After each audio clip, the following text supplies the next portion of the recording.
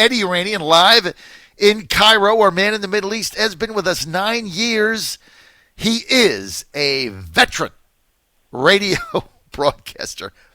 You like that, Eddie? Veteran radio broadcaster, Voice of America, CBS Radio News, and the John Fredericks Radio Network. Eddie, veteran radio broadcaster. Great to have you, Ed. Thank you, John. Coming from your lips, that's a big compliment. I'm happy to hear that. Thank you. From my lips to God's ears, Eddie. Now, tell us what's going on with the coronavirus in Iran and the Middle East. Are they lying to us? How bad is it? What's happening? Well, the Iranians have been lying all along, but social media has been showing various Iranian cities that have been hard hit. Pictures of bodies being prepared for burial, families grieving, entire cities that have been shut down where the authorities have taken action and closed the not just the schools, they've closed the entire town. They've sent vehicles through the streets with sirens blaring, telling people to stay in their houses. So what is the actual casualty figure? I think they were officially saying that 200 people had died, but many sources on social media have been saying it's a lot more than that. Now, this begs the question whether the strain of the virus that they have in Iran is the same strain that's hitting some other Middle Eastern countries, because it seems to be much more virulent in Iran. And I don't know that that's just because they had contacts with China. Oh, okay. Now, this is interesting. So you're saying it could be a different strain?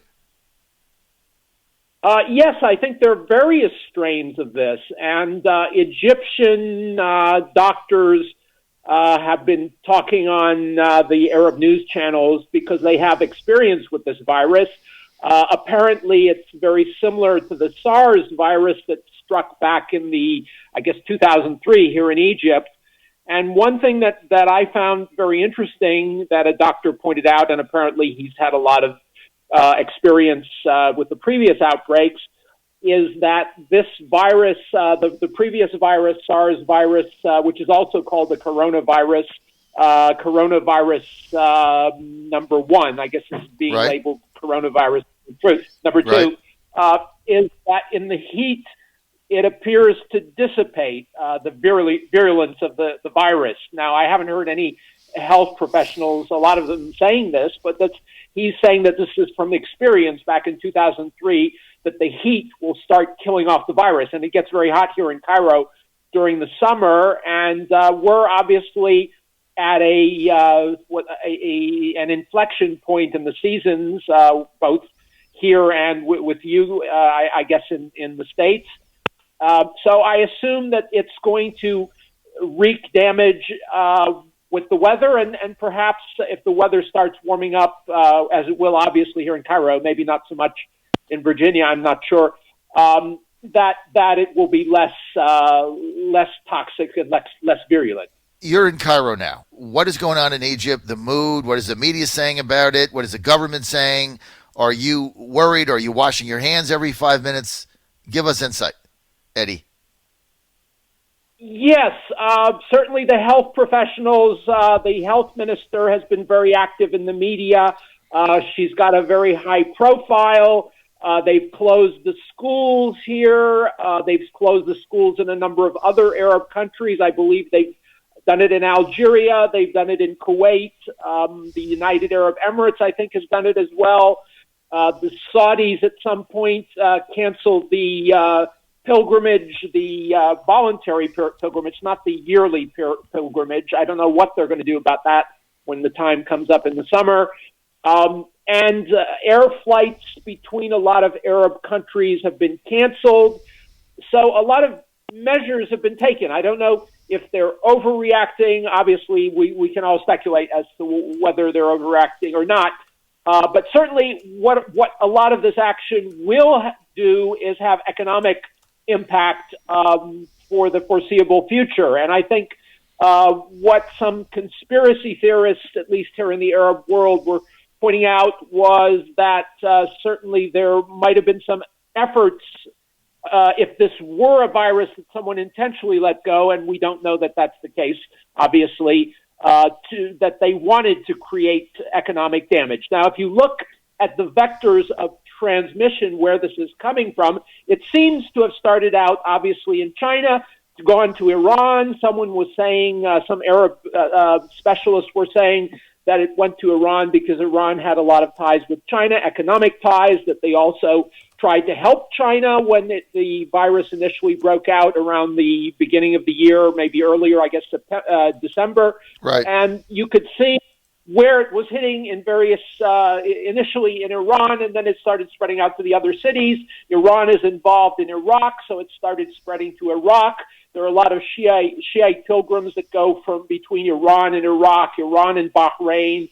Bahrain got contaminated, then that went to Saudi Arabia, and then Iraq, after Iraq, they're saying that Syria also got contaminated. Of course, the government there is denying this, but anecdotal evidence on the ground, various media sources are saying that they've got Iranian and Iraqi Shiite militiamen in Deir Zor that are quarantined, that it's hit in Damascus, and they've got a hospital wing that's got people quarantined too. So it appears to have gone, from China. But is it necessarily the same strain? Are there other strains? And I think because of the 2003 SARS coronavirus, that people are suspecting there might be another virus that is less virulent. Interesting. I tell you what, your insight there, fascinating, Ed. I really appreciate it. Voice of America, CBS Radio News, John Fredericks Radio Network, many others, veteran. Ed, so MBS, once again, now he's arresting rivals in Saudi Arabia so that he is not challenged when his father dies. So he is going to be the supreme ruler. Then he initiates a oil price war with the Russians, which on Monday hammered the U.S. Trading futures, which then hammered the stock market along with the coronavirus. Yet he's still bombing Yemen. School children still getting blown up. We're still providing them with fuel and logistics. When does the U.S. government, when does the Trump administration just realize this guy is an intemperate thug? I always seem to play devil's advocate on this particular issue. I don't know why. Maybe because Saudi Arabia is an ally of Egypt, he gets better press in the Egyptian media than he gets in the Western press. And because part of the reason I think a lot of people are angry at him is because he's anti-Muslim Brotherhood and he attacks the Muslim Brotherhood. And a lot of the people that he's gone after in the kingdom have ties to the Muslim Brotherhood, including some of the high-profile people that were arrested, have been arrested. I think Prince Mohammed bin Nayef, the former interior minister, crown prince, one of the three people who were reportedly arrested, was someone who had sympathies with the Muslim Brotherhood. I think there are people in the West that would like to facilitate the Muslim Brotherhood's propagation in various directions in the Middle East. You can see that.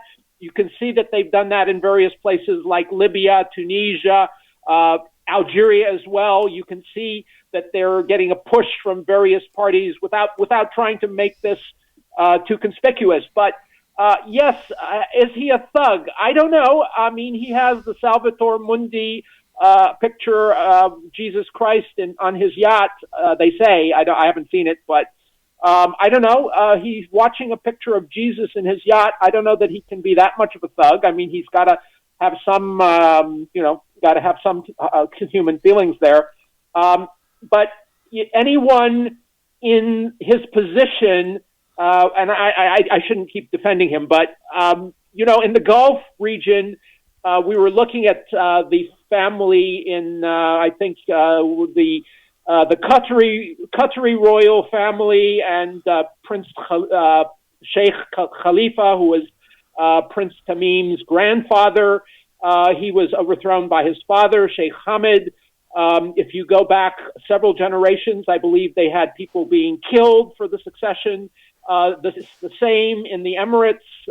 Their royal family, Sheikh Zayed, who very well known, Mohammed bin Zayed, I guess is his grandson. Sheikh Zayed, no, his son actually. Sheikh Zayed is someone who everyone admires in the Arab world, and apparently he overthrew his brother. You go back another generation, they were actually killing each other to overthrow each other. So royal families in this part of the world, in order to keep power, very often do that. It's not always as civilized as in Oman, where the late sultan says, well, I think the best choice to be ruler is Haitham bin Tariq, so he chooses this man, even though he's not the closest relation, and gives him power. It doesn't always work that way. Look, that is a great explanation. Okay, so what you're saying is, yeah, maybe he's a thug, but he's our thug. And he's better than some of the other guys, and he's better than some of the alternatives.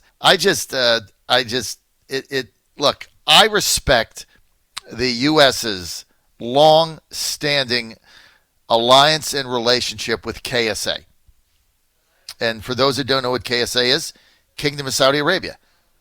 I get it, right? It's been very long-standing. It's very deep. My problem is I think this guy is a loose cannon. I think MBZ in the UAE is pulling his strings. He makes bad decision after bad decision. He is not measured, and you never know what crazy thing he's going to do, or who he's going to have murdered, or who he's going to chop up and put him in an acid can, or whatever he's doing out there. I just don't know. I mean, why we're in Yemen, he said he was going to spend $50 billion in the U.S. or something on armaments. He spent a tenth and a hundredth of that. It's just a lot of nonsense. And I don't know. I'm very suspect of the guy. I'm suspect of the war in Yemen. I'm suspect of our backing that. We had Madison there trying to get us out. Like, we can't get out. We get into these wars, Ed. We can never get out. We can never get out of these. Remember, Mattis went there to Yemen, and he visited, and he went to Saudi Arabia, and he said, 60 days we're going to be out, and we're still helping them drop bombs on villages. They never end. I don't know. I'm a skeptic, Ed. Call me a skeptic. Yeah. Well, I think there are a lot of other places in the Middle East where there's a similar situation. Perhaps it's more catastrophic in Yemen because it's so poverty-stricken, and because the economic ties between Yemen and the outside world have been very badly damaged, and you've got the people in power in Sana'a who are not a very good group themselves. That they're also doing a lot of wrong things that are perhaps as wrong as whatever Mohammed bin Salman may or may not be doing. And then if you look on a lower scale, because Libya has only 6 million people, less populated, it's pretty much of a disaster area, because you have a power struggle there between rival groups, including the people in Tripoli, which are tied to the Muslim Brotherhood, which has attracted Erdogan, who is also a member of the Muslim Brotherhood, who's also involved in Syria, and at least part of the equation of creating blood shed on the ground. You can blame Assad as well and the Russians, but Erdogan is making a pretty big mess himself, and they've been training a lot of these wicked, evil militias that are running amok in parts of Syria, and have been running amok in parts of Syria over the years, as much as Assad has. So, I mean, there are a lot of evil players out there. If we want to go looking for evil, I think we can finger a number of sources of evil out there. Best guest I have on every week is Eddie Yeranian. We have such lively discussions, Ed. I want to thank you for your time today. Great discussion. Of course, if I put this up on our YouTube channel, Ed, I probably don't want to be traveling into Saudi Arabia anytime soon, lest I end up as flower pot fodder at the embassy like Jamal Khashoggi. John Fredericks Radio Network.